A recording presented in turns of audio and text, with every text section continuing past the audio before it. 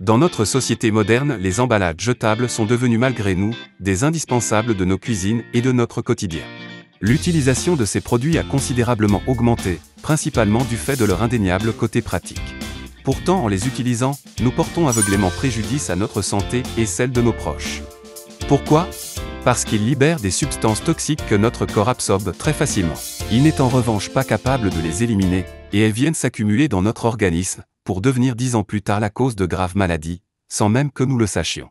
Il est indispensable de connaître la nature des emballages que nous utilisons dans notre cuisine. Découvrons ensemble ce que vous devez absolument savoir de ces matériels jetables avant de commencer à les utiliser. Commençons par un produit que nous avons certainement tous dans notre cuisine, le papier cuisson. Nous sommes très nombreux à penser que le papier cuisson est écologique car il est fait de papier, et que c'est une parfaite alternative au papier aluminium. Mais il est absolument trompeur. Le papier sulfurisé n'est pas plus du papier que le papier aluminium. Qui donc a décidé de l'appeler ainsi ? En effet, lorsque vous utilisez le papier cuisson pour griller du poisson au four, ou que vous en recouvrez votre poêle pour éviter que le gras de viande ne gicle partout dans la cuisine. Eh bien, en réalité, le papier cuisson se met à libérer une quantité significative de silicone. D'une façon surprenante, le papier cuisson est en fait enduit d'une substance silicone appelée polysiloxate, pour le protéger et pour qu'il ne se détériore pas. Si vous regardez de près les recommandations d'utilisation du papier cuisson, vous constaterez qu'il est en fait conseillé de l'utiliser à des températures inférieures à 220 degrés Celsius.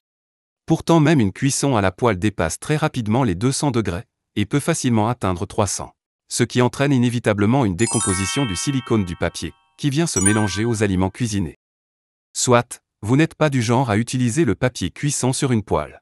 Et bien malheureusement, c'est exactement la même chose dans le four ou les friteuses à air, que nous utilisons de plus en plus aujourd'hui. La chaleur provoque inévitablement une rupture entre la couche de papier et la couche de silicone, libérant des microplastiques invisibles.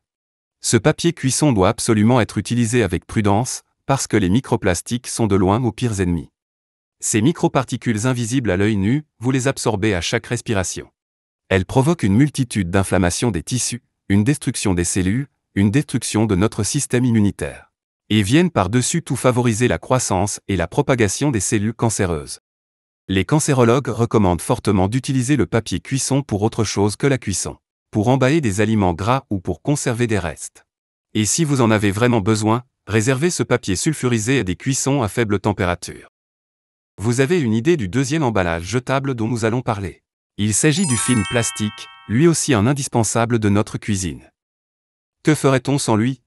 C'est celui qui emballe nos sandwichs, qui remplace les couvercles et ferme n'importe quel récipient aux dimensions biscornues. Ou qui permet de rapidement réchauffer un plat au micro-ondes sans retrouver de la sauce de partout. Mais est-ce que le film plastique est vraiment sûr ? Le film plastique est fabriqué à partir de chlorure de polyvinyle, un PVC qui contient des phthalates pour assouplir le plastique rigide. Le problème apparaît lorsque l'on chauffe des aliments avec, ou que l'on les passe au micro-ondes. Car les phtalates présents dans le film peuvent migrer en les aliments. Quand notre corps absorbe des phtalates, ils viennent directement perturber le système endocrinien. Les phtalates sont responsables de puberté précoce, de dysfonctionnement reproductif et sont un facteur de risque pour le cancer. Ce qui a obligé les organismes d'étiqueter les phtalates comme cancérogènes potentiels pour l'homme. Aujourd'hui, nous pouvons acheter du film plastique qui ne contient pas de phtalates. Mais de nombreux foyers utilisent encore du film plastique en PVC qui renferme des phtalates, utilisés pour leurs propriétés adhésives. Par sécurité, il est fortement recommandé de ne pas chauffer le film plastique à des températures supérieures à 100 degrés, ou même de le laisser en contact avec des aliments chauds. Évitez également de l'utiliser au micro-ondes. Et ce n'est pas tout, parce que même les graisses ont tendance à dissoudre le film plastique. Évitez aussi d'emballer des aliments gras, frits ou riches en alcool dans du fil, car ce plastique nuit à votre santé. Il nous reste 3 produits dont nous allons parler, vous avez peut-être déjà une idée ? Le prochain sur la liste est le récipient plastique. Le plastique a pris une place beaucoup plus grande qu'il aurait dû dans notre maison. Que ce soit le récipient à usage unique des repas à emporter ou livrés, ou les Tupperware pour conserver les aliments au réfrigérateur. Le plastique est tellement utilisé qu'il est presque devenu essentiel. Et vous, combien de récipients ou d'ustensiles en plastique avez-vous dans votre cuisine ? La grande contradiction est que nous savons à peu près tous que le plastique est nocif. La raison est qu'il contient un célèbre perturbateur endocrinien appelé bisphénol A. Ce BPA se mélange bien sûr aux aliments que nous mangeons. En pénétrant dans notre corps, le bisphénol A vient perturber notre système endocrinien, il entraîne de l'obésité, de l'hyperplasie prostatique, de la stéatose hépatique, le cancer du sein, encore une fois la puberté précoce et diverses autres maladies. Et ces substances nocives sont libérées en grande quantité lorsque le plastique est soumis à de la chaleur. Lorsque par exemple des aliments chauds sont placés dans des récipients en plastique, ou lorsque vous réchauffez un contenant plastique au four ou au micro-ondes. Par conséquent, avant d'utiliser du plastique, pensez à vérifier s'il est adapté ou non au micro-ondes. En général, ce sont les contenants marqués 2 ou 5 qui peuvent être utilisés au micro-ondes, car ils ont une haute résistance à la chaleur. Vous pouvez également retrouver un logo en forme de micro-ondes derrière d'autres plastiques, qui assurent de leur compatibilité. Dans le cas contraire, sans ces marquages, je vous déconseille vivement de chauffer vos contenants plastiques. Ni même d'y verser des aliments chauds, sans les avoir laissés refroidir au préalable. Car le plastique chaud libère des substances nocives que vous respirez sans le savoir, et qui viennent se mélanger à vos aliments. Le quatrième n'est autre que le papier aluminium. Certes, on sait que l'aluminium ne passe pas au micro-ondes. Mais qui n'a jamais au moins une fois utilisé du papier aluminium pour griller de la viande au barbecue, pour faire une papillote de poisson au four, ou encore pour y faire cuire des pommes de terre dans un feu de camp. Pourtant, le papier aluminium est très dangereux à la santé. Parce que, à la chaleur, les substances qui s'en libèrent et qui pénètrent dans les aliments entraînent des maladies des plus graves. Maux de tête, troubles neurologiques, démence, cancer et maladies osseuses.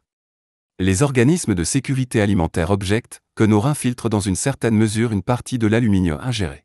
Mais le problème est que notre organisme n'est pas capable de tout éliminer, et que l'aluminium s'accumule progressivement dans notre corps.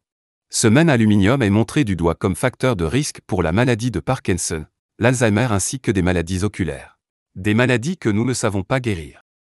Mais la chaleur n'est pas le seul problème, parce que l'acidité de certains aliments est elle aussi capable de dissoudre les composants d'aluminium. La pire recette est certainement celle de la papillote de poisson aux tranches de citron cuites au four. Le papier aluminium n'a rien à faire dans notre cuisine.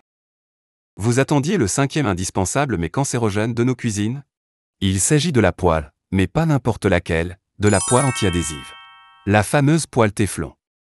Elle aussi un produit qui n'aurait jamais dû trouver sa place dans notre cuisine.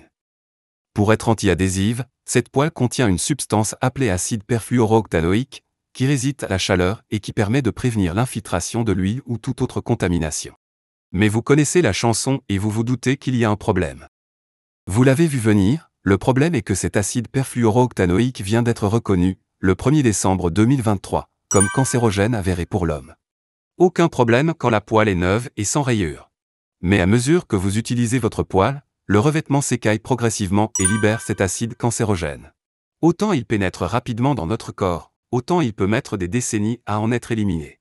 Et tant qu'il reste dans notre corps, l'acide perfluorooctanoïque s'accumule dans les organes, le foie, les reins et même le sang où il devient tout à fait toxique.